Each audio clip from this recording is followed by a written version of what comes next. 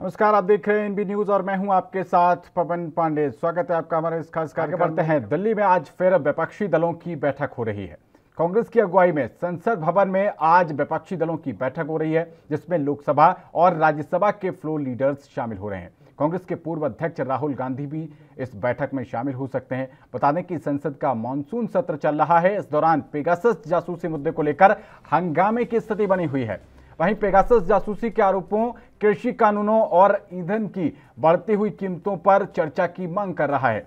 विपक्षी सदस्यों के विरोध के बीच संसद के उच्च सदन ने गुरुवार को 3 विधेयक पारित किए।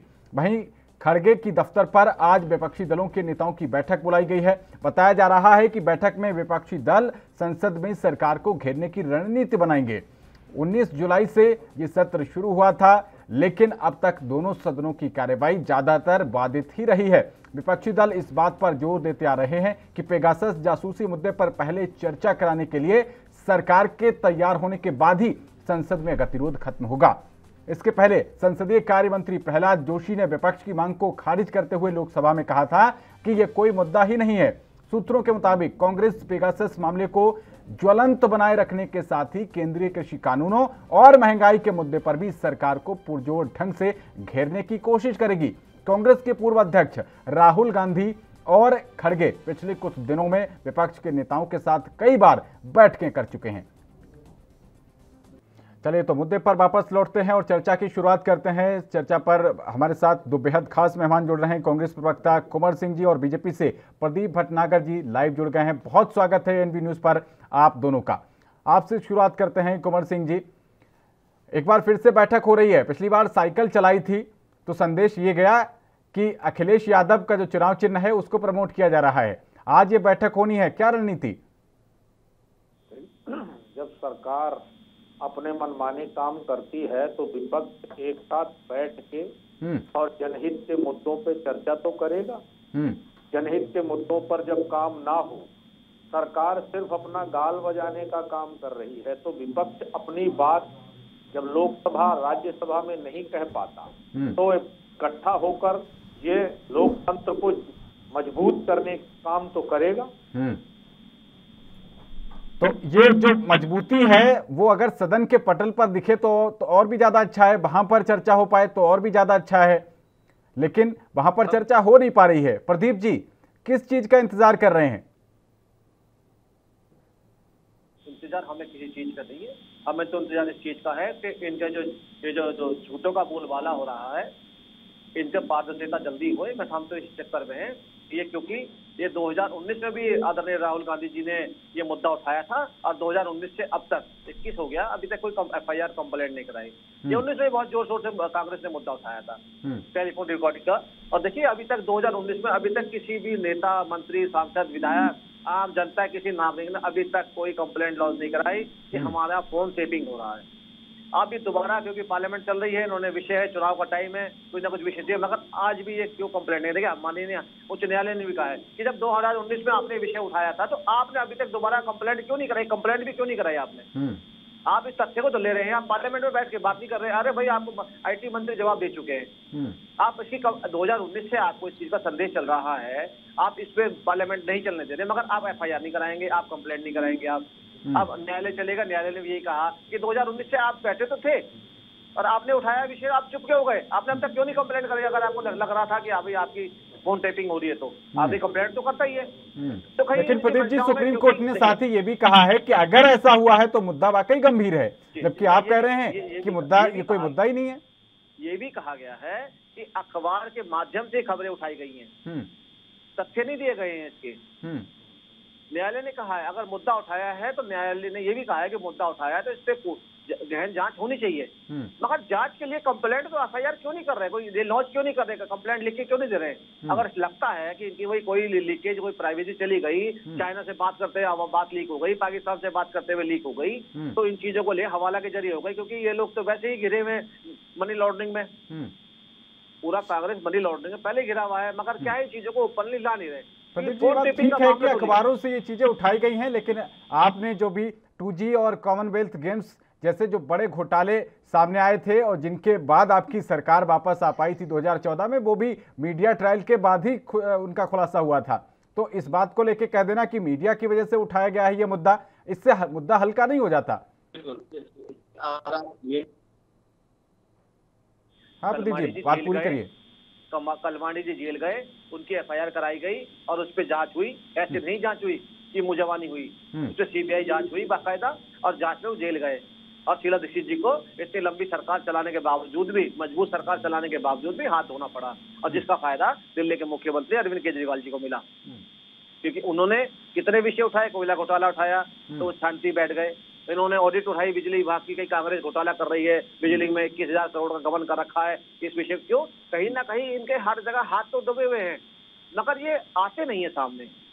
आप शिकायतों पे तो चलते हैं मगर शिकायत करते नहीं है। जवाब लेते हैं। आप लिखित शिकायत पर बहुत ज्यादा जोर दे रहे हैं कुंवर सिंह जी, आखिर क्या दिक्कत है? अगर आप कह रहे हैं कि आपके साथ कोई चीटिंग हुई है, आपका फोन टैप किया गया है, आपकी जासूसी हुई है और उसमें राहुल गांधी का नाम है, तो फिर एफआईआर कराने में क्या दिक्कत है?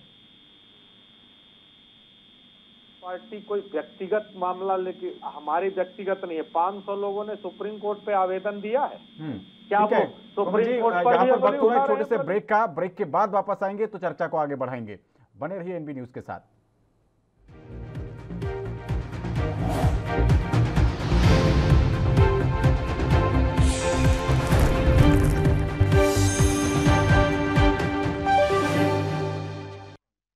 चर्चा करने के लिए हमारे साथ बेहद खास मेहमान बीजेपी और कांग्रेस से बने हुए। कुंवर जी, अपना जवाब पूरा करिए। 500 लोगों ने सुप्रीम कोर्ट पर आवेदन दिया है कि हमारी निजता भंग हुई है। क्या ये तथ्य कम है? विश्व के 40 देशों में पेगासस का जो जासूसी का काम हुआ है इजराइल की कंपनी के द्वारा, वो 1600 लोगों की जासूसी की गई है। फ्रांस में भी कार्रवाई हुई, इजराइल खुद स्वयं कार्यवाही कर रहा। और ये जो सॉफ्टवेयर बेचे जाते हैं ये सरकारी तौर पर देश की सरकार को बेचे जाते हैं। आप यदि इतना ही मजबूत हैं और कहते हैं विपक्ष भाई, आपके ऊपर आरोप लगते हैं और आप उस पर कार्यवाही नहीं करते हैं। मैं आपसे एक सवाल करना चाहता हूं, हम एक एफआईआर कर देंगे लेकिन क्या इतने बड़े मुद्दे पर समाधान होगा? हम ये चाहते हैं कि देश के जब बड़े नेता, सुप्रीम कोर्ट के जज, पत्रकार, कैबिनेट मंत्री, सब पर आरोप लगे हैं, तो आप कराइए ना जांच। आप क्यों पीछे भाग रहे हैं? आप एक आवेदन के पीछे पड़े, आवेदन दीजिए, आवेदन दीजिए। इतना बड़ा आरोप है तो कुंवर जी एक सिस्टम है, कुंवर जी एक सिस्टम है कि जब भी किसी चीज पर जांच दी जाती है, हमारे यहाँ एक पुलिस का सिस्टम है, तो जिसमें पहले तहरीर दी जाती है, उसके बाद फिर उस पर एफआईआर लॉन्च होती है और फिर उसके ऊपर इन्वेस्टिगेशन होती है। आप उल्टी गंगा बहाना चाह रहे हैं कि पहले इन्वेस्टिगेशन और फिर उसके बाद एफआईआर। संसद का काम है कि संसद में अपना सवाल उठाए। जनता चुन के लोकसभा राज्यसभा में इसलिए भेजती है कि जाके आप संसद में मुद्दे को उठाइए। पुलिस थाना में तो एक साधारण आदमी भी जाके और एफआईआर लॉन्च कर सकता है। इतने सारे लोगों के साथ जो ये जासूसी का काम हुआ है, बहुत सारे लोग करेंगे, लेकिन एक सांसद सदस्य की मर्यादा होती है। वो लोकसभा में अपना मुद्दा, वो एफआईआर कराने के लिए होता है कि लोकसभा में अपनी बात रखने के लिए होता है। और फिर विपक्षी दल एक साथ जब कह रहे हैं, जब इतने सारे लोग एक साथ हैं, पत्रकार हैं, डॉक्टर्स हैं, इंजीनियर्स हैं, और सुप्रीम कोर्ट आप देख रहे हैं, अरुण मिश्रा जी का भी पुराना नंबर टैप हुआ, गोगोई जी का नंबर टैप हुआ, जो लवासा साहब थे उनका नंबर टैप हुआ। तो मैं इतना कहना चाहता हूं कि जब रोज आ रहा है तो आप क्यों बच रहे हो जांच से? आप और एक बात आप जो कह रहे हैं, ये पुलिस थाने में यहाँ एक बच्ची की 9 साल के बच्ची के साथ बलात्कार होता है, और आप उत्तर प्रदेश में जाइए, दिल्ली पुलिस इतना जल्दी एफआईआर करती है। आप देखिए कितने मामलों में दिल्ली पुलिस ने रिजल्ट दे दिया है। तो आप जब सबको पिंजरे का तोता बनाए रखेंगे तो कौन रिजल्ट देगा? लेकिन हम लोकसभा में हैं, राज्यसभा में हैं, हमारी जिम्मेदारी सदन में उठाने की है। अब ये जो आज गंगा के धुले बता रहे हैं, इनसे जरा पूछिए कि जब 2G स्पेक्ट्रम घोटाला हुआ था, इनके द्वारा तथाकथित आज जो सुप्रीम कोर्ट ने उस पे सबको बरी कर दिया है, तो बरी किया, लेकिन सबूतों के अभाव में सुप्रीम कोर्ट की ये टिप्पणी थी कि ये प्रूव नहीं कर पा रही है सीबीआई और जो तमाम एजेंसियां थी, लेकिन जो राजस्व को घाटा पहुंचा वो तो बरकरार था। क्राइम तो हुआ लेकिन क्रिमिनल नहीं पकड़ा गया। बड़ी अजीब सी बात है भाई। आप प्रोपोगंडा पार्टी है ना, भारतीय प्रोपोगंडा पार्टी है बीजेपी। इनको सिर्फ मुंह बजाना है, गाल बजाना है, काम करके नहीं दिखाना है। आज देखिए विश्व में जाके हाकिम ने कान से जो कान से पलट, अब ये अपना गाल बजा रहे हैं। ये नहीं जी कुंवर जी पूरा करिए वक्तव्य। ये अपना अभी कह रहे हैं नरेंद्र मोदी जी का बड़ा बड़ा फोटो लगा रहे हैं। अरे नवीन पटनायक जी लेकिन गाल नहीं बजाता है, और ये सिर्फ गाल बजाएंगे।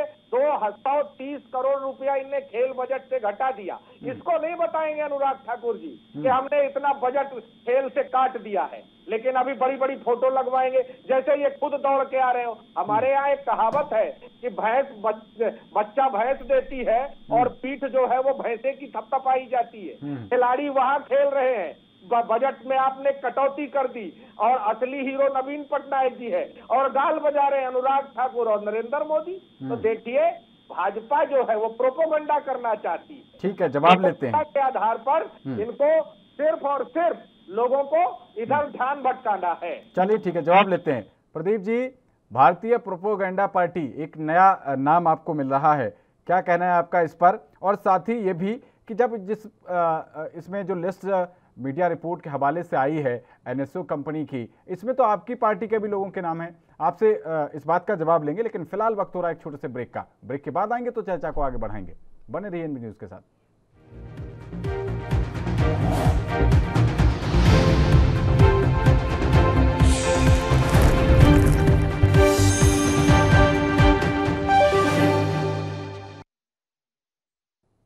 तो ब्रेक के बाद आपका स्वागत है। अब चर्चा को आगे बढ़ाएं। दोनों सदनों में गतिरोध बरकरार है और विपक्ष एक बार फिर से अपनी एकता दिखाते हुए दिल्ली में बैठक कर रहा है। प्रदीप जी, जवाब पूरा करिए अपना। जी, मैं सुन रहा था अभी बहुत बड़ी संख्या बताई, 500 फिर 1600 लोगों की संख्या बताई। और मैं तो ये कहना चाहता हूँ 2019 में भी राहुल जी ने उठाया था, तो अब तक चुप क्यों बैठे थे? और 1600 लोगों क्यों खामोश बैठे, शिकायत क्यों नहीं कर रहे हैं? इस बात का जवाब इन्होंने दिया। पार्लियामेंट जरूर कहा, राज्यसभा दिखाया, लोकसभा दिखाया, सुप्रीम कोर्ट दिखाया, सब कुछ दिखाया, मगर एक लिखित में एक एप्लीकेशन लिख के एक थाने में या कहीं कंप्लेंट देने में असमर्थता है। क्यों? क्योंकि सबसे बड़ी चीज है कांग्रेस की पोल खुल जाएगी। राहुल जी बहुत जगह लिप्त हैं, ये नहीं पता है। जो मनी लॉन्ड्रिंग की जो चीजें हैं वो खुल जाएंगी, ये चीजें पे नहीं बताते क्योंकि पूरा कांग्रेस जितनी भी लोबी है, सीनियर लीडरों की, सब मनी लॉन्ड्रिंग में फंसे में, सब जमानत पे पता है। ये चीजों पर नहीं आते, इतने दूध के दूल्हे बनते, ये नहीं बताते कि देश को लूटने में कितना बड़ा इन्होंने हाथ रहा, और आज तक क्यों इनके सीबीआई दुनिया भर की जो इंक्वायरी है, एनआईए की, सब कुछ चल रही है, इसके बारे में नहीं बोलते कभी भी। एक नेता तो बता दे कि स्वच्छ हो इनके यहाँ, नहीं बताते। लेकिन राज्यसभा में केंद्र सरकार ने ये कहा है कि पेगासस मुद्दे पर सवाल ही ना पूछा जाए। जब दो विषयों पर जब 2 बार आईटी मंत्री से पूछा गया तो उनके साथ जो बिहेवियर किया गया वो क्यों किया गया, इस बारे में बताएंगे। क्या कांग्रेस बैठ के इस जासूसी कांड में बैठ के वार्ता करेगी? क्या बीजेपी जो सवाल कर उनसे तो उसका जवाब भी देंगी ये बैठ के? क्यों नहीं? क्योंकि ये सवालों के डर रहे हैं, भाग रहे हैं वहां से। क्यों? अगर जवाब ये सवाल पूछते हैं तो जवाब मिलेगा, मगर जब दूसरी सरकार अगर भारतीय जनता पार्टी की सरकार अगर इनसे सवाल पूछते तो ये भागते हैं। अगर इनमें दमखम है, हिम्मत है सुनने की, क्यों नहीं बैठते? आईटी मंत्री के साथ बदतमीजी क्यों हुई? राज्यसभा सभापति के साथ बदतमीजी क्यों हुई, बताएंगे? आप क्यों नहीं बैठ के सुनते? आप बैठ के क्यों नहीं बात करते? अरे कांग्रेस से बात, आइए आप किसानों पे बात कीजिए, आप जासूसी कांड पे बात कीजिए, महंगाई पे बात कीजिए, पेट्रोल पे बात कीजिए, आप जिन चीजों पे बात कर रहे हैं उस पे बात कीजिए। जो अभी गाल बजाने की बात कर रहे थे, अभी जीतने में देखिए प्रधानमंत्री है देश के, और अनुराग ठाकुर जी देश के जो है मंत्री हैं। उनका काम है खिलाड़ियों का प्रोत्साहन बढ़ाने का। अगर इतना काम किया होता जो आज ओलंपिक गेम में जितने बड़े स्तर पे भारत का नेतृत्व करने के लिए गए हैं कि हमारे खिलाड़ी, तो पहले भी जा सकते थे, मगर कहीं प्रोत्साहन दिया हो तो बात भी है। क्योंकि इन्होंने तो ओलंपिक गेम में एक छाता भी 100 रुपए का, 1000 रुपए का खरीदा है, और उसमें देखिए सारे कैसे गिरे हुए अभी तक। अब देखिए स्वर्गीय श्री शीला दीक्षित जी नहीं रही, मैं कुछ नहीं कहना चाहता, और सब कुछ पता है कि आज वो भुगत रहे दिल्ली में, क्यों भुगत रहे हैं, ये चीजें पता है। चीजें दिल्ली में तो भुगत आप भी रहे हैं, अगर वो भुगत रहे हैं तो दिल्ली में आप भी भुगत रहे हैं। जनता ने देखा कैसे देश का गृह मंत्री दरवाजे दरवाजे पर जाकर पर्चे बांटकर वोट मांगे, लेकिन फिर भी जनता ने अपना आशीर्वाद नहीं दिया। भले ही आप अब इसका जो है आप डैमेज कंट्रोल ये कह के कर लें कि संसद की हमारी सारी सीटें जो लोकसभा की हैं वो हमारे पास हैं, लेकिन विधानसभा में जनता ने आपको डैमेज नहीं दिखाया। मैं ऐसा कोई शब्द नहीं बोलूंगा, जो मैं आप जो चीजें बोल रही हैं आपने, मैं उसको डैमेज पूरा करूँ। मैं तो स्पष्ट ये कहूंगा चाहे हमारे गृह मंत्री जी हो, प्रधानमंत्री, पहले भारतीय जनता पार्टी कार्यकर्ता है, राजा के बेटे नहीं है। हमारे कार्यकर्ताओं का बड़ा सम्मान है। कार्यकर्ता घर घर जाके वोट मांगने का काम है। ये काम राहुल जी और प्रियंका जी भी करते तो कुछ सीखती। आज जो ये 70,000 आज जो प्रशिक्षण दे रहे हैं कांग्रेसी कार्यकर्ता को यूपी में ढूंढ के, इन्हें कार्यकर्ता नहीं मिल रहे प्रशिक्षण देने के लिए यूपी में। आज जाके छत्तीसगढ़ में इन्होंने जो कैंप लगाया है, ये नौबत नहीं आती। कार्यकर्ता है, जमीनी स्तर से उठे हुए हैं, किसी विरासत में नहीं मिली है किसी को भी राजनीति हमारे यहाँ भारतीय जनता पार्टी में। सब अपना कर्म और धर्म करके यहाँ तक पहुंचे। तो ये मैं आपको कहता हूँ कि ये तो राजनीति में जब वोट मांगे जाते हैं तो इसी स्तर पे चला जाता है। दूसरी चीज अभी जो आप बात कर रहे थे कि हर स्तर पे, मैं फिर एक बार, हर स्तर पे भारतीय जनता पार्टी की सरकार लोकसभा, राज्यसभा और सड़क पर बैठ के भी तैयार है वार्ता करने के लिए। मगर इन्हें तथ्य रख के बात करनी पड़ेगी, विषयों पे मजबूती से बात करनी पड़ेगी, बैठ के बात करनी पड़ेगी। आज पूरा विपक्ष लामबंद हो रहा है। क्यों? क्योंकि चुनाव आ रहे हैं। इससे पहले तो कभी नहीं हुआ। राहुल जी को पहले साइकिल याद नहीं आई, आज जो अखिलेश जी की साइकिल छीनने में लगे हैं। इससे पहले प्रशिक्षण याद नहीं आया इन्हें। आज उत्तर प्रदेश में आज जो चुनाव चल रहा था, प्रशिक्षण याद आ रहा है, राम मंदिर याद आ रहा है, हर चीज याद आ रही है। देखिए कई चीजों में कहीं ये चीज जो देख के, ये जो नकल टीप वाला काम करते हैं ना कांग्रेस के लोग, नकल टीप के जीतने वाला काम, ये ठीक नहीं है इनके लिए।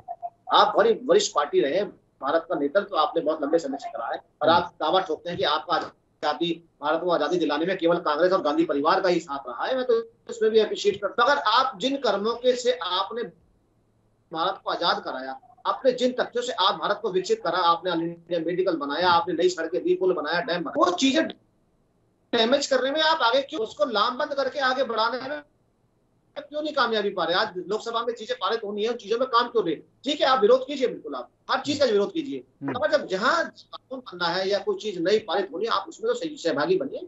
ये नहीं पता आपको कि पूरा भारतवर्ष आपको देख रहा है? चलिए ठीक है, जवाब लेते हैं। कुंवर सिंह जी, उनका साफ तौर पर यह कहना है कि अब क्योंकि चुनाव आ रहे हैं और इसी चुनाव को लेकर आपकी एक कवायद है, जासूसी वगैरह का कुछ खास मुद्दा नहीं है। प्रदीप भाई कह रहे थे चुनाव आ रहा, इतनी बड़ी महामारी थी, इनके प्रधानमंत्री और गृह मंत्री ने सिर्फ चुनाव प्रचार किया है। बंगाल में इन्होंने 17 बार चुनाव प्रचार करने गए। अभी उत्तर प्रदेश में चुनाव आ रहा, देखिए जितनी बैठक इनने उत्तर प्रदेश के लिए करी है, सांसद, विधायक, फलना चिल्ला, अगर ये कोरोना के लिए करते तो जो गंगा पर लाशें बह रही थी वो नहीं बहती, जो बालू पर लाशें, इस मुद्दे को आगे बढ़ाएंगे, लेकिन रुक रहे हैं छोटे से ब्रेक के लिए। बने रहिए एनबी न्यूज के साथ।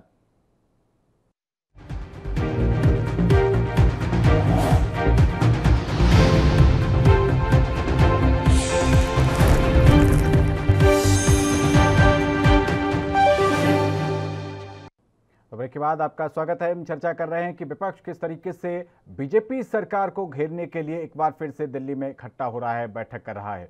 हमारे साथ दो बेहद खास मेहमान जुड़े हुए हैं। कुंवर जी, आप अपना सवाल जो मैंने किया था उसका जवाब आप दीजिएगा, लेकिन एक कॉम्प्लीमेंट्री क्वेश्चन और भी है कि जब ये विपक्षी एकता हो रही है तो ऐसे में फिर जो केजरीवाल की पार्टी है, आम आदमी पार्टी, वो क्यों आपसे दूरियां बनाए हुए है?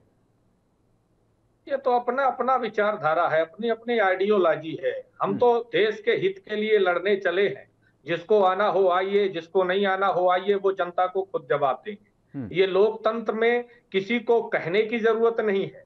अब आप हम एक सवाल भाई प्रदीप भाई से भी करना चाहते हैं। जरूर। आप इतने देश के हितैषी थे तो आपने जो अपने घोषणा पत्र किया था उसको पूरा करना चाहिए कि नहीं? आपने बुलेट ट्रेन का सपना दिखाकर देश की रेल बेच दी। आपने कहा हम स्मार्ट सिटी बनाएंगे और आज देखिए किस तरह बाढ़ में, पानी में झरझरा के लोगों को घर गिर रहे हैं और लोग मर रहे हैं। आपने कहा हम नोटबंदी लागू करते हैं, 100 दिन में कर देंगे। आप नोटबंदी का लाभ क्यों नहीं बता रहे हैं? काला धन कहाँ है? आपने जीएसटी लागू किया, सारी अर्थव्यवस्था चरमरा गई। आपने कहा था हम 2 करोड़ लोगों को हर साल नौकरी देंगे। अभी आपने 7 साल में आप आंकड़ा दिखाइए ना। आप अगर लोकहित में कहते हैं कि हम जनता के सेवक हैं तो छाती ठोक कर लोकसभा में करिए। कृषि बिल आप ले आए, उस पर विरोध। आप किसान बिल का लाभ बताने के लिए सभा क्यों नहीं करते हैं? आप शिक्षा नीति ले आए, वो भी कोरोना में। आप श्रमिक कानून ले आए, वो भी कोरोना में। आप जो कानून लाते हैं उस पर जनता के सामने जाकर वोट क्यों नहीं मांगते हैं? आप जब आता है तो राम राम राम करने लगते हैं और राम के नाम पर किस तरह लूटा है ये दुनिया देख रही है। आपने तो राम तक को नहीं छोड़ा। और रही राम तो की उनके इलेक्शन मैनिफेस्टो में थे, जो चुनावी घोषणा पत्र होता है जिसको ये संकल्प पत्र बोलते हैं, उसमें तो राम का मुद्दा था। तो केवल एक मुद्दे पे आप चलेंगे जिसमें धार्मिक हिंसा भड़क रही हो। और राम, एक बात हम आपसे कहना चाहते हैं, यदि ये राम राज्य लाना चाहते हैं और जातिवाद हटाना चाहते हैं तो 5 अगस्त को पिछले साल हुआ था राम जन्मभूमि का शिलान्यास। ये देश के प्रथम नागरिक राष्ट्रपति जी से इन्होंने शिलान्यास क्यों नहीं कराया, जबकि उत्तर प्रदेश से ही राष्ट्रपति आते हैं। तो देखिए, मुंह में राम बगल में छुरी, ये सिर्फ धर्म के नाम पर वोट मांगते हैं। और एक बात और कहना चाहता हूं, ये खूब गाल बजाते हैं ना कि कांग्रेस ने भ्रष्टाचार किया। सीबीआई आपके पास, ईडी आपके पास, और सारी संस्था आपके पास है। जेल भेज दीजिए कांग्रेस के लोगों को, 14 वर्ष की सजा दिला दीजिए, हम कहीं रुकने और टोकने वाले नहीं है। पर सिर्फ आरोप लगाते रहिए और इसी पर काम चलाते रहिए नहीं है। कभी ये तो कह दीजिए भाखड़ा नंगल बांध भी नेहरू जी ने बनवाया है, और एम्स इतने मनमोहन सिंह ने बनवाए हैं, इतनी रोडें जो है वो कमलनाथ जी के सरकार में बनी है। आप ये नहीं कहते हैं, सिर्फ भ्रष्टाचार दिखाते हैं।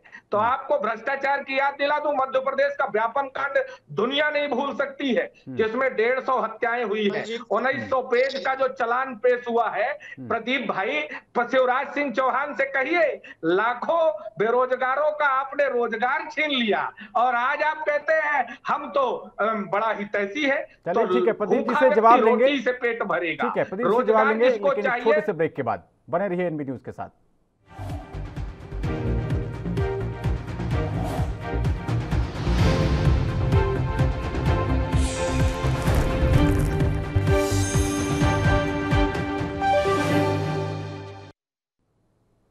ब्रेक के बाद आपका स्वागत है। विपक्षी एकता को लेकर आज बात कर रहे हैं। प्रदीप जी, जो भी कुंवर सिंह जी ने आपके सामने सवालों की बौछार रखी, जवाब दीजिए। अभी अपना भी तो पढ़ के सुना दें कभी, ये धारा 370 वापस लाएंगे, राम मंदिर का निर्माण रुकवा देंगे।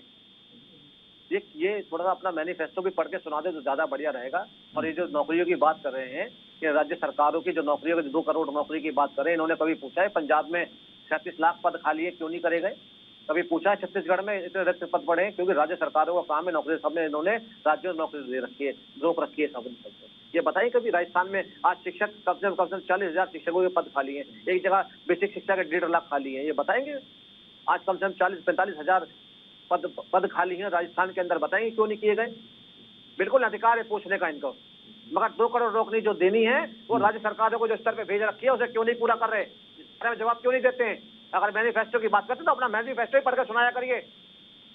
आप जो हिंदू विरोधी बातें करते हैं उसके बारे में बताइए कि धारा 370 वापस ला के रहेंगे, 335 ला के रहेंगे, सीए खत्म करा देंगे, जो आपने होने नहीं दी। उसके बारे में जवाब कौन देगा आगे? आदरणीय इंदिरा गांधी जी जो जवाब देंगे नहीं, राहुल जी जवाब देंगे अगर बैठे जिम्मेदारी से। तो क्या अभी तक कोई ट्वीट कर राहुल जी ने? जितने खिलाड़ी जीत के आए उनका प्रोत्साहन बढ़ाने के लिए, कितने शर्म की बात है कि इन्होंने प्रोत्साहन बढ़ाने के लिए खिलाड़ी को ट्वीट करके नहीं बढ़ाई दी। ठीक है, उसका जवाब इनसे लेंगे। लेकिन प्रदीप जी, ये भी तो बताना पड़ेगा आपको, प्रदीप जी ये भी तो बताना पड़ेगा कि लगभग 2.5 लाख रुपए पर मिनट का खर्चा आता है संसद की कार्यवाही चलने में। ये जो संसद नहीं चल पा रही है, आपको इतना बड़ा मैंडेट जो जनता ने दिया है, जनता की टैक्स की गाड़ी कमाई का ये पैसा जो बर्बाद हो रहा है, इस पे भी तो जिम्मेदारी है आपकी है, इस पे भी तो जवाब आपको ही देना पड़ेगा। जी जी, विपक्ष बैठे या ना बैठे, उठ के चला जाए, अपने घर जाके सो जाए, जो कानून जो कार्रवाई लोकसभा राज्यसभा चलनी है वो चलेगी। प्रश्न काल में ये वॉकआउट करते रहें, क्योंकि इनको दिखाना है कि हमने कितने जनता के हितैषी हैं, हम भारत के नागरिकों कितने हितैषी हैं, देखो हम तुम्हारे लिए लड़ रहे हैं। मगर ये नहीं पता कि भारतवर्ष के लोगों को पता है ये अपने लिए लड़ रहे हैं, जनता के लिए नहीं लड़ रहे हैं, ये पता है उनको अच्छी तरीके से। और खूब करें, और इस बार बड़ा अच्छा रिजल्ट रहेगा चुनाव में, लोकसभा और विधानसभाओं में। वो तो शुक्र है कि लोकसभा चुनाव नहीं है अभी, इन्हें पानी ढूंढे, पानी नहीं मिलेगा पीने को इस समय। कंडीशन ये है इनकी हो चुकी है और हो जाएगी। और अच्छी बात है, तो पार्लियामेंट में खूब करें और हरकतबाजी, हुड़दंगबाजी। मीडिया स्वच्छता से अपना काम कर रहा है और दिखा रहा है, ये पता चीज लग जाएगी। हम तो कह रहे हैं ना, बहस कीजिए, आप जासूसी कांड पे कीजिए, आप पेट्रोल पे कीजिए, हम तो कह रहे हैं, अभी भी बैठे कह रहे हैं, आप बैठे बहस तो कीजिए, आप क्वेश्चन तो कीजिए।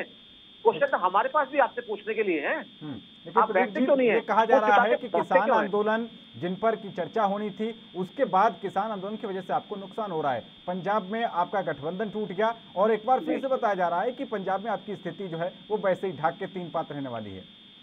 अभी सांसद हैं कांग्रेस के हुड्डा जी, हुड्डा साहब ने अभी लिख के दिया है किसानों के विषय में बात करने के लिए। अब वो ये नहीं बताते कब बैठ के ये चर्चा होनी है। दे तो दी है मगर चर्चा के लिए बैठेंगे कब?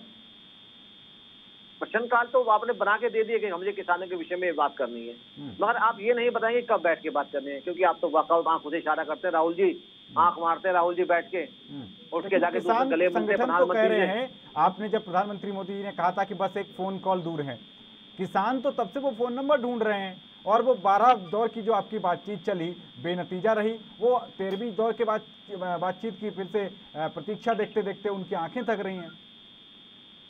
देखिए मैं उसके बारे में बता दूं। देखिए आप जो कह रहे हैं किसानों को एक फोन दूर है, किसानों से तो फोन पे भी बात हो गई है और आवेदन भी भेज दिया गया, आइए बैठ के बात कीजिए। मगर ये जो एक अडिंग रवैया उनका है कि हमें तो ये काला कानून जिसे कहते हैं कि इसे खत्म कराएंगे, जब इसे कैंसिल करेंगे आप तभी बैठ के बात होगी। तो हमने भी स्पष्ट कर दिया है माननीय मंत्री जी ने कि आप हर विषय पे बात कीजिए, मगर ये कानून को खत्म कराने के विषय पे बात नहीं होगी। आप हर विषय पे तैयार है, बैठ के लिखित में देने को तैयार है।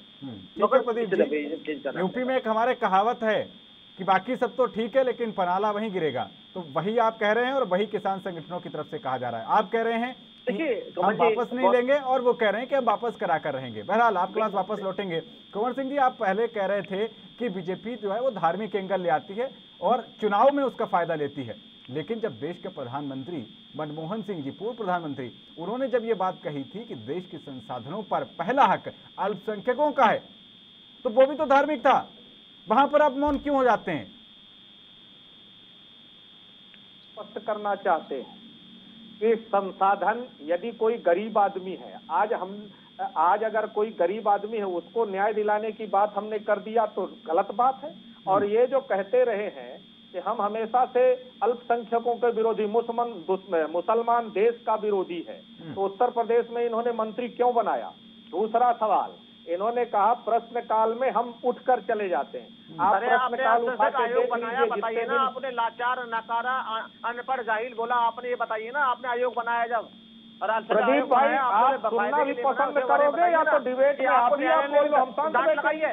नहीं ठीक है, अपनी अपनी बारी पर बोलते हैं प्रदीप जी, अच्छा लगेगा जब दो लोग एक साथ बोलते हैं तो फिर पब्लिक भी नहीं समझ पाती है इसको कि संबोधित करने के लिए आप यहाँ पर आए हैं। प्रदीप जी, आप जब जनता तक बात ही नहीं जाएगी, दो लोग एक साथ बोलेंगे तो उसका कोई फायदा नहीं होगा। कम से कम आप गुमराह ना कीजिए जनता को। नहीं, गुमराह के लिए मैं बैठा हूँ, बीच बीच में बिल्कुल इंटरप्ट कर रहा हूँ। प्रचार कमेटी में क्या हुआ फिर, क्यों डांट पड़ी ने? ठीक है, अपनी बारी पर बोलिएगा कुंवर सिंह जी। नहीं, प्रदीप भाई से बुलवा लीजिए, ये जब शांत हो जाएंगे तब हम अपनी बात बोलें। नहीं बोलिए, आप बोलिए। यही तो करते हैं, गाल बजाने। ठीक है कुंवर जी, बोलिए। बजा लो प्रदीप भाई, दिल्ली मॉडल हो ना आप, तो दिल्ली मॉडल को तो दुनिया जानती है। खैर व्यक्तिगत टिप्पणी छोड़िए, मुद्दे पे आते हैं। कह रहे थे हम दिल्ली में रहने वाले हैं। ठीक है कुंवर जी, मुद्दे पर आते हैं। आप कह रहे थे कि ये धार्मिक एंगल ले आते हैं, लेकिन जब पूर्व प्रधानमंत्री मनमोहन सिंह जी ने ये कहा था, जिसका मैंने आपसे सवाल पूछा कि देश के संसाधनों पर अल्पसंख्यकों का हक है, पहला हक है, तो ये भी तो धार्मिक था। देश को अगर आजाद कराने में अल्पसंख्यकों का हाथ नहीं है? क्या देश के लिए अल्पसंख्यकों ने स्वतंत्रता आंदोलन में अपनी आहुति नहीं दी प्राणों की? हमको बता दीजिए। हिंदू मार तो उनका अधिकार नहीं होता है?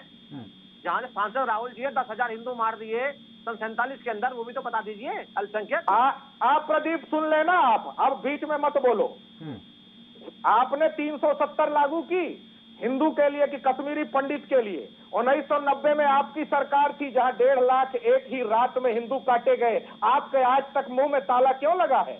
आपने 370 लागू की कश्मीरी पंडितों के लिए, तो कश्मीरी पंडित के कितने रिहायती कैंप आपने बनाए? 3000 हेक्टेयर भूमि आपने वहां भी पूंजीपति को दे दी। कितने कश्मीरी पंडित के लिए भूमि आरक्षित की आपने? जम्मू कश्मीर के जवाब देंगे आप इस चीज के? प्रदीप भाई, या तो आप बोल लो या तो सुन लो। यदि आपको सच्चाई नहीं सुननी आती है तो डिबेट में बताया करो। मारे गए जम्मू कश्मीर के अंदर, उसका जवाब कौन देगा बताइए? 12,000। अरे तो सुन लो, तुम्हारा टाइम आएगा तो दे लेना जवाब। अपने टाइम का इंतजार तो करो। 70 की बात है तो सही बात रखिए ना आप। चलिए ठीक है, अपनी बारी पर बोलिएगा। अच्छा नहीं लगता कि फिर किसी की आवाज डाउन करनी पड़े, वो अच्छा नहीं लगता। एक सभी लोगों की तरह बात करते हैं। कुंवर सिंह जी नहीं, इनको बुलवा लीजिए। देखिए हम बीच में नहीं बोलते हैं, आपने देखा। ये विक्टिम कार्ड ठीक नहीं है, ठीक है, आपको मैं मौका दे रहा हूँ। वो अगर बीच में बोल रहे हैं नहीं, मैंने थोड़ा बहुत तो रहता है इंटरप्शन, बीच में तो बोल लेना आप। कमल जी, मैंने क्वेश्चन करा था कि भाई आपने धारा 370 का मैनिफेस्टो में विरोध करा था ना कि हम धारा 370 वापस लाएंगे। जवाब दे रहा हूँ, ठीक है, जवाब सुनिए।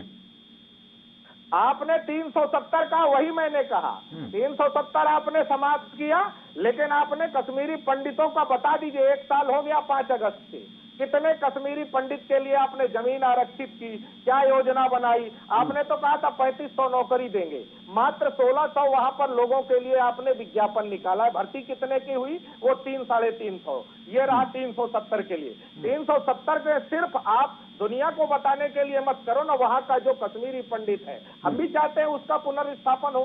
फिर आपने लोकसभा में प्रश्नकाल की बात कही। प्रश्नकाल आप उठा के देख लीजिए, भाजपा के ही एक सांसद पूछते हैं कि फसल बीमा में किसानों को लाभ नहीं हो रहा है, तो पीयूष गोयल जी खड़े होते हैं और वो कहते हैं देखिए हम देख रहे हैं। भाई जो मंत्री है उसको जवाब देने दीजिए। फिर एक किसान बिल पर चर्चा भाजपा के, आप जो देखिए लोकसभा और राज्यसभा के स्पीकर हैं, अगर वो विपक्षी दलों को प्रश्न उठाने का मौका नहीं देंगे, स्थगन प्रस्ताव लाते हैं, आप उस पर नहीं हमको मौका देते हैं, कार्यसूची में आप हमको नहीं शामिल करोगे, हमारा प्रश्न आप कार्यसूची में नहीं शामिल करोगे, तो फिर हमको तो बाहर जाना पड़ेगा ना। अब हम आप ही गाओ, आप ही बजाओ, आप ही सुनाओ, आप ही सवाल करो, आप ही जवाब दो और आप ही कहो वाह वाह वाह वाह। तो देखिए विपक्ष का काम ये नहीं है, हमें भी संसद पे सवाल उठाने का हक है। और माननीय लोकसभा अध्यक्ष और राज्यसभा के माननीय सभापति महोदय हमारी पार्टी और विपक्षी दलों के अधिकारों का हनन कर रहे हैं। जब हमको मौका नहीं देंगे तो हम जनता के बीच जाएंगे, क्योंकि हमको बीजेपी ने नहीं चुना है, हमको भारत की गरीब जनता ने चुना है और इसलिए चुना है कि हम जाएं। और एक चीज याद रखिए, भारत धर्मनिरपेक्ष देश है, सभी के लिए एक साथ संविधान में व्याख्या की गई है। लेकिन आप जो कहते हो ना कि हम सीए, तो आप सीए पे वोट क्यों नहीं मांगे? तमिलनाडु में आपने सीए क्यों आपने कह दिया कि हम इस पर वोट नहीं मांगेंगे? आप एक बात कहते हो, हम किसान आंदोलन के साथ हमारे मंत्री जी, एक फोन हमारे मंत्री जी, प्रधानमंत्री जी ने कहा एक फोन दूर है, तो कब? क्या 600 किसान वहां अपनी शहादत दे दिए, 8 महीने से बैठे? किसी भाजपा के नेता ने आज तक कहा कि किसानों के साथ संवेदना है? एक 9 साल की बेटी के साथ बलात्कार हुआ, इतने 9 मंत्री हैं, आपने एक बार भी कहा कि उस बेटी के साथ संवेदना है? आपको तो चुनाव दिखता है कि उत्तर प्रदेश में चुनाव आने वाला है, हमको वहां कैसी रणनीति बनानी है। लाखों लोगों ने अपनी जान गंवा दी कोरोना में। चुनाव के लिए तो फिर ये कहा जाएगा कि जहां पर कांग्रेस की सरकारें हैं वहां पर भी इस तरीके के क्राइम होते हैं, लेकिन वहां पर प्रियंका गांधी ना तो पहुंचती हैं, ना ही राहुल गांधी जाते हैं। अभी तो वहीं पहुंच रहे हैं ना जहां पर बीजेपी की सरकारें हैं। पवन जी स्पष्ट कर दूं मैं, जहां हमारी सरकार है वहां बाकायदे FIR होती है, 24 घंटे के अंदर मुलजिम भी पकड़े जाते हैं। ये उत्तर प्रदेश ही है और भाजपा के ही प्रदेश है जहां FIR नहीं होती, रात को बेटियां जला दी जाती हैं। और एक चीज जान लीजिए, भाजपा शासित प्रदेशों में ही जो लोग इनसे असहमत होंगे उन पर देशद्रोह लगा दिया जाता है। तो आप हमको बताइए कि जहां हमारे स्टेट है, आप देख लीजिए, कहीं भी अगर अत्याचार होगा हम वहां पर पुलिस कार्यवाही करती है, FIR होती है, तुरंत न्यायालयों में केस भेज दिए जाते हैं। इनके यहाँ देखिए भाजपा के नेता प्रदीप जो सेंगर थे, उनको देखिए, कुलदीप सेंगर, उनको आप कहते हो प्रोटेक्शन देते हो। तो भाजपा तो देखिए भारत में अत्याचार, जुर्म और धर्म पर लड़ाने का काम करती है। और ठीक है, जवाब लेते हैं प्रदीप जी। एक साथ कई सवाल और साफ तौर पर कह रहे हैं, धार्मिक एंगल पर भी आपको जवाब देना है और साथ ही जो क्राइम को लेकर बात कही है। कहता रहूं, आप सुल्तानपुर तो जाएंगे नहीं, आप वहाँ दलित की बेटी थी नहीं, आप तो जाएंगे 9 साल की जो बेटी है वहाँ जाएंगे आप हाथरस जाएंगे, आप राजस्थान में जो क्या नाम कठपुतली में जो पंडित की लड़की, जो ब्राह्मण की लड़की के साथ हुआ, वो वहाँ जाएंगे नहीं आप। पंजाब में 9 महीने तक एक लड़की को रखा मोंगा के अंदर, वहाँ जाएंगे नहीं आप 9 साल की बेटी को न्याय दिलाने जाएंगे, जिसका मुजरिम पकड़ा गया, FIR हो चुके, पुलिस ने फौरन एक्शन लिया है, आप वहाँ जाएंगे, आप वहाँ मुआवजा देंगे, आप मगर आपके प्रदेशों की बात की जाए जहाँ 9 महीने एक बेटी को मोंगा के अंदर कमरे में बंद करके रखा और 9, 8, 6 लोगों ने दरिंदगी की, आप वहां नहीं जाएंगे, आप उसे दबा देंगे आप। ये आपका न्याय है, ये आपकी सरकार का कथन है जो आप करते हैं। आप बड़ा याद आया आपको 9 दिन की बेटी और आपको अभी उत्तर प्रदेश याद तो आया, मगर आपको अपना प्रदेश याद नहीं आता। जो आपने उनकी कैसे FIR की, लोग रोड पे आए तब तो उनकी FIR करी। और आप जो दूध के धुले की बात करते हैं, आप आइए तो सही, हम तो इंतजार में हैं, आप सामने बैठिए। आज जो प्रश्नकाल की बात करते हैं आप पार्लियामेंट नहीं चलने दीजिए, कोई बात नहीं, हमारे सांसद सारे आते हैं और आएंगे और प्रश्नकाल चल भी रहा है, मगर आप वॉकआउट क्यों कर रहे हैं ये नहीं बताएंगे। हरसिमरत कौर जी आ रही हैं बालियां लेके, पहले बाली याद नहीं आई, सरकार अब पंजाब में चुनाव आ रहा है, आज उनका अस्तित्व खत्म होने जा रहा है अकाली दल का, इसलिए आज बालियां याद आ रही। कई चीजों पे इतना राजनीतिकरण घुस चुका है और राजनीतिकरण में भी इतनी बेशर्माहट आ गई है कि आज भारतवर्ष के विषय में, भारत के लोगों के विषय में कोई सोच के राजी नहीं। सबको अपना ये दिख रहा है कि मुझे कुर्सी मिल जाए, मेरी सरकार आ जाए, सब चीजों में लगे। आज सारा विपक्ष एक मत हो रहा है, मगर देश हित में कोई नहीं सोच रहा है। देखिए आप ममता जी को देख लीजिए, आप चुनाव में जो रक्त रंजिश हुई उसके विषय में सुप्रीम न्यायालय हाई कोर्ट को बोलना पड़ा, अभी तक FIR नहीं हुई है। क्या कांग्रेस को नहीं बोलना चाहिए? को लेकर ये कहा जा रहा है, क्या कांग्रेस को नहीं बोलना चाहिए? प्रदीप जी आवाज मिल रही है आपको? जी बिल्कुल। ममता बनर्जी को लेकर ये कहा जा रहा है कि जो अभी उत्तराखंड वाला आपका एपिसोड हुआ था, जहां पर जो तीरथ सिंह रावत थे, उनको आपने इस्तीफा सिर्फ इस वजह से दिलवा दिया क्योंकि इधर ममता बनर्जी पर फंदा फंस जाए, क्योंकि नवंबर के बाद उनको सदन का सदस्य बनना पड़ेगा और जब आप बाई इलेक्शन नहीं कराएंगे तो उनको हटना पड़ेगा। ये आपके ऊपर सवाल बनता है। देखिए ऐसा है, कोरोना काल के अंदर तीरथ जी का कार्यकाल पूरा हो रहा था, चुनाव नहीं हो सकता, उनको तो हटना था। इसलिए अगर आप कहा जा रहा है कि आपने अपनी कुर्बानी दे दी एक मुख्यमंत्री की सिर्फ ममता बनर्जी को फंसाने के लिए, कितना दम है इन आरोपों में? नहीं, हमने कुर्बानी नहीं दी है, हम तो अनुशासन और शासित में चलने वाले लोग हैं। तो रुको एक छोटे से ब्रेक के लिए।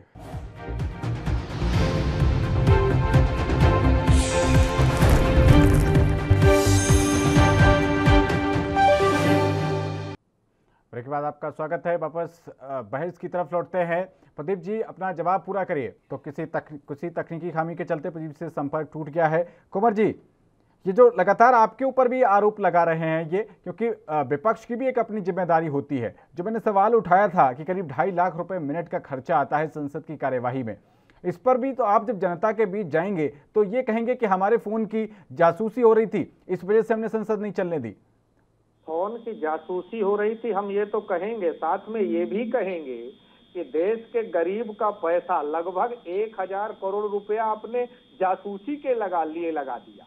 जो आपसे सहमत नहीं हो आप उसकी जांच कराएंगे, उसकी फोन टैप कराएंगे, जो आपसे असहमत हो उस पे देशद्रोह का मुकदमा लगाएंगे। हम ये नहीं चाहते। आपने सुप्रीम कोर्ट के जजों का किया, आपने चुनाव आयुक्त का किया और आपने नेताओं का किया। हम ये कहना चाहते हैं कि यदि निजता समाप्त हो रही है तो फिर ये दास बन जाएंगे और ये कहीं ना कहीं मानसिक दबाव बनाने के लिए ऐसा काम करते हैं, क्योंकि देश के प्रधानमंत्री का तो पुराना रिकॉर्ड रहा, गुजरात के मुख्यमंत्री रहे हैं तब भी ये जासूसी करते रहे हैं और कई ऐसी, एक बेटी का भी इन्होंने जासूसी कराया था, कई उदाहरण हैं। लेकिन अभी प्रदीप भाई ने कहा कि हम हरसिमरत कौर बादल बाली लेके आती, तो भैया संगठन आपका था, गठबंधन आपका था, आप अपने गठबंधन को नहीं समझा पाए। वहां नीतीश कुमार अलग अपना बिगुल फूक रहे हैं, बोला जातिगत जनगणना होनी चाहिए, जासूसी होनी। एक देश के सूबे का मुख्यमंत्री अगर कह रहा है कि जासूसी पर जांच होनी चाहिए और आपका सहयोगी है तो आप उसको भी किनारे कर देंगे। आपका तो एक ये है कि जो अच्छा है वो हमारा है, जो खराब है वो कांग्रेस का है। आप 7 साल से सरकार में हैं और रोना रोते नेहरू जी का है, रोना रोते इंदिरा जी का है। आप छाती ठोक कर ये बताइए ना कि 14 बैंकों का राष्ट्रीयकरण इंदिरा गांधी जी ने किया था और हम बैंक बेच रहे हैं। आप बताइए ना कि रेल के लिए कितना काम किया कांग्रेस पार्टी ने और हम रेल बेच रहे हैं। आप हवाई अड्डों का बताइए ना। आप तो देखिए भाजपा के लोग जो है वो सिर्फ ये जनता के सामने सिद्ध करना चाहते हैं। अब माननीय प्रधानमंत्री जी कहते हैं कि विपक्ष को ऐसा नहीं करना चाहिए। जिम्मेदारी किसकी है सदन चलाने की? आपको सरकार में है, आपको इतना बड़ा बहुमत है, लेकिन आपका ध्यान रखना है नहीं है परिवार का। नेहरू, हम आपको याद दिला दें, इंदिरा गांधी जी एक बार, ये अटल बिहारी वाजपेयी जी हार गए थे और विपक्ष के दल नहीं थे, तो इन्होंने अपने संसद सदस्य से इस्तीफा दिलाकर और इनको ले आए। तो क्या इनमें कभी आपने देखा कि विपक्ष की बात को ये दबाए ना? ये तो चाहते हैं कि विपक्ष एक साथ समाप्त हो जाए और यही रहे, और अकेले सरकार चलाते हैं। ये अपने खुद ही सवाल पूछेंगे, खुद ही जवाब देंगे और खुद ही ताली में थपथपाएंगे। लेकिन वो तो कहते हैं कि काबिलियत की कमी है, और इससे पहले बयान आए कि कहीं का ईंट कहीं का रोड़ा, भानुमति ने कोरोना जोड़ा, ये कहा गया जब राहुल गांधी ने टी पार्टी की थी। तो अगर काबिलियत की, तो देश के अंदर इतने सारे दल, 18 दल, 19 दल जो जाके राहुल गांधी जी के साथ चाय पी रहे हैं, ये काबिलियत तो वैसे भी पता लग जाती है। और दूसरी बात, एक चीज जान लीजिए, आज देश के अंदर कमिटमेंट का नेता राहुल गांधी है। उन्होंने कहा था हमारी सरकारें बनेंगी, हम किसानों का कर्जा माफ करेंगे। इनके प्रधानमंत्री जी पहली कैबिनेट में बोले थे हम किसानों का कर्जा माफ करेंगे। और जो स्वघोषित गंगा पुत्र हैं, अगर सुप्रीम कोर्ट ने कह दिया कि गंगा सफाई तो 100 सालों में नहीं होगी, अगर यही स्थिति रही आई, तो इनसे कभी पूछिए ना। लेकिन गंगा सफाई का गंगा सफाई का जो उदाहरण है और उसका सर्टिफिकेट तो स्वयं प्रियंका गांधी वाड्रा ने दे दिया। वो गई थी कुंभ में और वहां पर नहा कर आई थी, स्नान करके आई थी। हम यही आपसे पूछना चाहते हैं कि इस देश में अगर प्रियंका गांधी कुंभ नहा लें तो इनसे सवाल पूछे जाते हैं, और इनसे कभी सवाल नहीं पूछा जाता। सवाल नहीं पूछा जा रहा। आपने कहा गंगा सफाई, तो गंगा सफाई का उदाहरण तो उन्होंने ही दे दिया। नहीं तो सुप्रीम कोर्ट ने सवाल क्यों उठाया? पवन जी, मैं तो ये सवाल पूछना चाहता हूँ। सुप्रीम कोर्ट ने मोदी जी की सरकार को कहा कि अगर इस स्थिति में आप सफाई करते रहे, जबकि 29 लाख करोड़ रुपया का बजट आपने बर्बाद कर दिया, तो देखिए ये तो मानविक संवेदना की बात होती है, जो जनता से प्यार करेगा। अब ये कभी कहते हैं मैं चाय वाला हूं और मेरी माँ ने बर्तन, ये सार्वजनिक तौर पर कहना चाहिए। आप 6 भाई थे और 6 मुस्तंडों की माँ अगर पड़ोसी के घर में बर्तन धोने जाए तो ये सारे के सारे निकम्मों की औलादें ये देश चलाएंगी? ये कहते हैं मैंने चाय बेचा। आप सार्वजनिक जगह पे क्यों कहते हो कि हमने चाय बेचा? और क्या आप इस तरीके से कह के, लेकिन क्या आप इस तरीके से कह के जनता के जनादेश का अपमान नहीं कर रहे? जिस जनता ने उनको इतनी ज्यादा 300+ सीटें दी हैं, आप उसकी हंसी नहीं बना रहे? मैं आपको एक बात याद दिला दूं पवन जी,